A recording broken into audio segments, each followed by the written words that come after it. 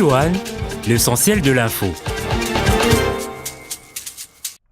2 semaines après la date à laquelle elle était censée entrer en vigueur, la mesure de l'incorporation de la redevance aéroportuaire IDF dans les billets d'avion est toujours bafouée par les compagnies internationales. Les week-ends derniers, plusieurs passagers en ont fait le frais. Leurs vols ont été retardés à cause du paiement de l'IDF, mais la RVA dit vouloir faire respecter une décision du gouvernement qui répond du reste aux exigences des bailleurs de fonds. Aujourd'hui, nous nous voyons dans l'obligation à la fois de faire respecter les instructions du gouvernement et également de veiller à l'avenir, au développement de la régie des voies aériennes, parce que c'est encore une fois une exigence des bailleurs de fonds. Et bien évidemment, au-delà de cela, au confort de notre clientèle. Je pense que les uns et les autres, vous avez certainement eu l'occasion de voyager et de voir que vous devez aller ici acheter un billet, là faire la queue à un comptoir pour acheter votre IDF. Bon, l'idée c'est de simplifier les choses comme le réclame l'OACI et de nous mettre en conformité. Dans leur bras de fer avec la RVA, les compagnies internationales évoquent entre autres le soutien de l'IATA, un argument qui ne tient pas la route, estime-t-on à la régie des voies aériennes. L'IATA n'a pas de rôle réglementaire dans l'aviation civile. Aucun. C'est une association qui regroupe des compagnies aériennes. Seule l'OACI a un rôle réglementaire. C'est la seule autorité reconnue. L'Organisation internationale de l'aviation civile. Il n'y en a pas d'autre. Derrière ce bras de fer se cache surtout une guerre entre les tutelles des deux parties. La ministre des Transports, de qui relèvent les compagnies aériennes, avait en effet demandé la suspension de cette mesure, contrairement à sa collègue du portefeuille, tutelle de la RVA, la régie des voies aériennes, qui a désormais le soutien du Premier ministre. Machine administrative de l'Office national de transport bloquée. Le grain dans l'engrenage n'est autre que le conflit d'autorité au sein du comité de gestion. Une dualité qui n'est pas sans répercussion sur la production.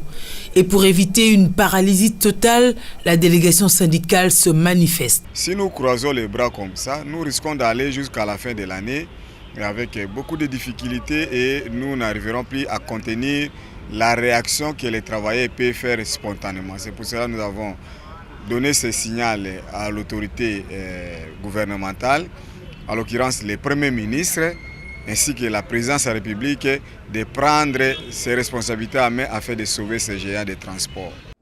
Avec cette situation, le manque à gagner est inévitable.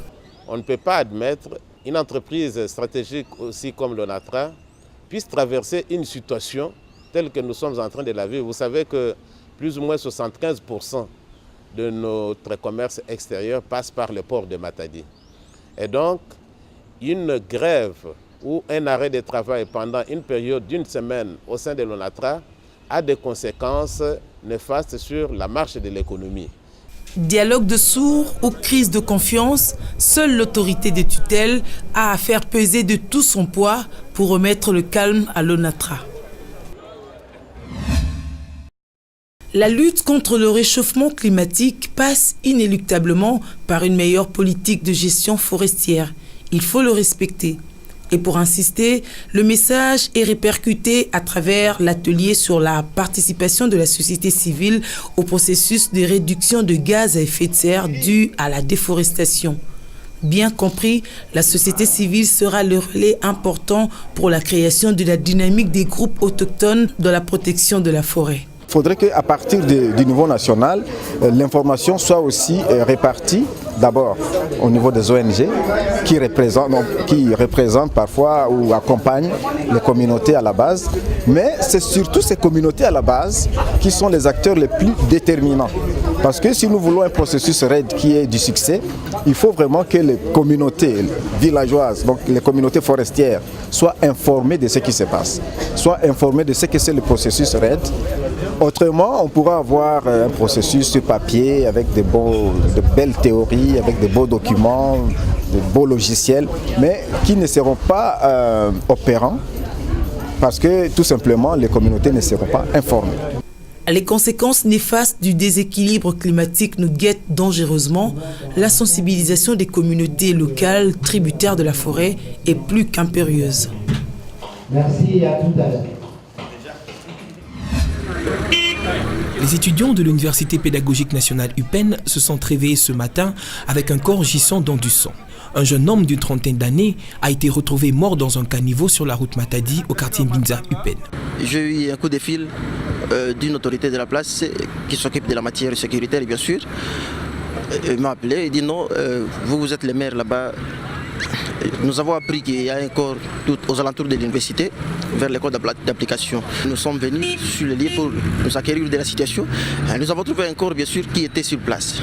On ne sait pas, on a constaté tous ensemble. Trouvé sans pièce d'identité, aucun témoin au moment des faits, les spéculations sur le motif du décès demeurent. Quand on a vu le corps, nous nous sommes dit peut-être que le monsieur a été tué quelque part et on l'a juste transporté et on est venu juste lui déposer. Parce que si c'était l'accident, comme disent la masse, on allait voir peut-être le sang et d'autres choses sur le macadam.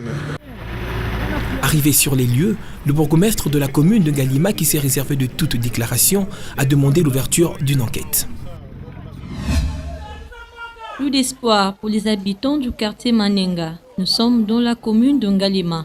La dernière pluie qui s'est abattue ce week-end a laissé des traces. La seule avenue qui conduisait vers la route principale est désormais confondue à un ravin. Pour la plupart, les maisons ont été emportées. Tout ceci est arrivé sous la pluie. On avait détruit les caniveaux. C'est pourquoi il y a eu éboulement. Et là, c'est la seule route que nous empruntons. Moi, j'ai aussi perdu mes objets classiques. J'ai perdu ma maison, j'ai des enfants, je suis responsable. Mes voisines sont d'ailleurs veuves. Où vont-elles aller? Pour prévenir des pertes en vies humaines, des dispositions devraient être prises par toutes les personnes concernées.